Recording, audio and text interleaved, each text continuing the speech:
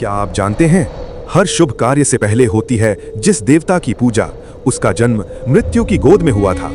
ये कहानी है उस क्षण की जब एक पिता अपने ही पुत्र का अंत कर देता है, और उस बालक का अपराध सिर्फ इतना था, अपनी मां की आज्ञा का पालन करना। ब्रह्मांड के स्वामी महादेव जब समाधि में लीन होते तो बाहरी संसार उनके लिए अस्तित्वहीन हो जाता, और माता पार्वती कैलाश पर होते हुए भी अकेली थी। देवी का अशांत मन कुछ समय के लिए एकांत चाहता था। उन्होंने नंदी को आदेश दिया, मेरी अनुमति के बिना कोई भी भीतर प्रवेश न करे।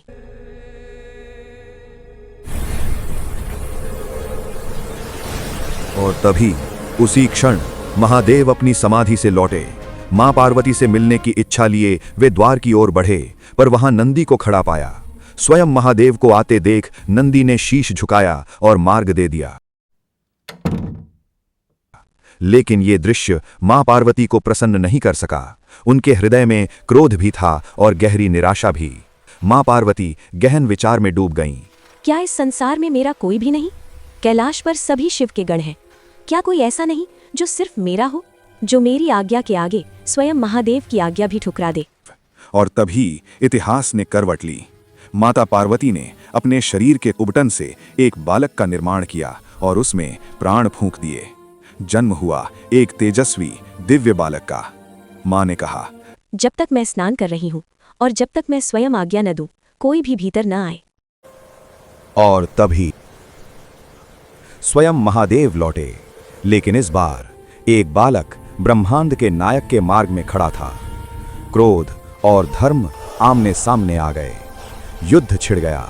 नंदी, कार्तिकेय, यहां तक कि देवराज इंद्र भी उस बालक के अद्भुत साहस के आगे फीके पड़ गए। महादेव अपना क्रोध रोके हुए थे।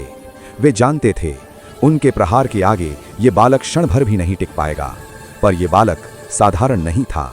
महादेव जानबूझकर उसके हर आघात को सहते रहे, पर कब तक? अंततः महादेव का धैर्य टूट गया, और उसके बाद जो हुआ उसे देखकर स्वयं महादेव भी विचलित हो उठे। क्रोध में आकर महाकाल ने अपना त्रिशूल उठाया, और एक ही क्षण में बालक का मस्तक उसके धड़ से अलग हो गया।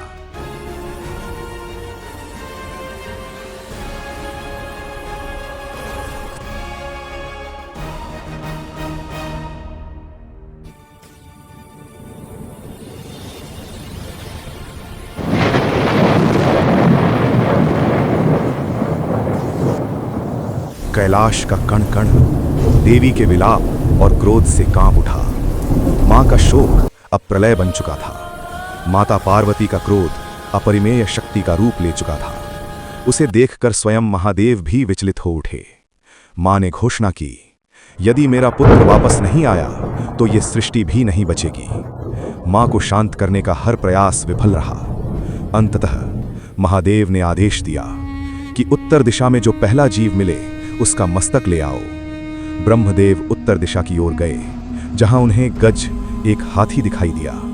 अगले ही क्षण वे उसका मस्तक लेकर कैलाश की ओर लौट पड़े। गज का मस्तक उस बालक के शरीर पर स्थापित किया गया, और जैसे ही प्राण लौटे प्रकट हुए गजमुख गजानन।